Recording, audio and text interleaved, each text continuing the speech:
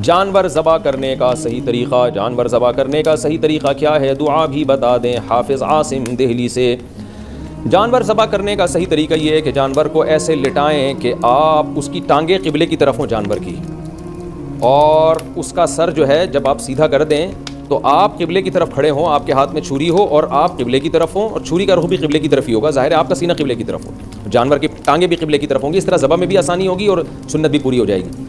तो लिटाने के बाद जब जानवर के पाँव में रस्सियाँ बांधी जाती हैं तो उसको मूव करना, क़िबले की तरफ घुमाना बहुत आसान हो जाता है। उसके बाद आप बिस्मिल्लाहि अल्लाहु अकबर पढ़ के छुरी चलाएं। अगर आपको डर लग रहा है तो बेगम को पकड़ा दें, वो चला देगी, वो इंशाअल्लाह नहीं डरेगी, तो वो पढ़ ले बिस्मिल्लाहि अल्लाहु अकबर।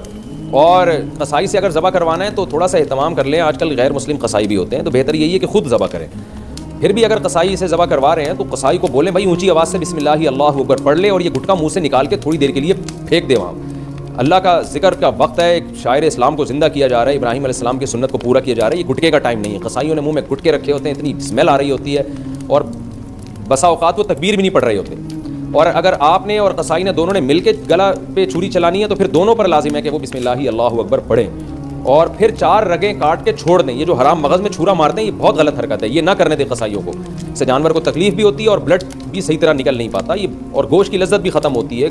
गोश्त में बीमारियां भी पूरे तौर पे, जो ब्लड में बीमारियां वो भी नहीं निकल पाती हैं अगर कोई बीमारी उस जानवर में। तो हर तरह से दुनिया का नुकसान भी, आखिरत का नुकसान भी, तो उसको ना करने दें। ये हरकत कर लेगा तो जानवर हराम नहीं होगा, लेकिन ये मकरूह नापसंदीदा अमल है। तो 4 रगें काट के छोड़ दें और उसको तड़पने दें, ब्लड सारा निकल जाएगा, अल्लाह आपकी कुर्बानी कबूल करेगा।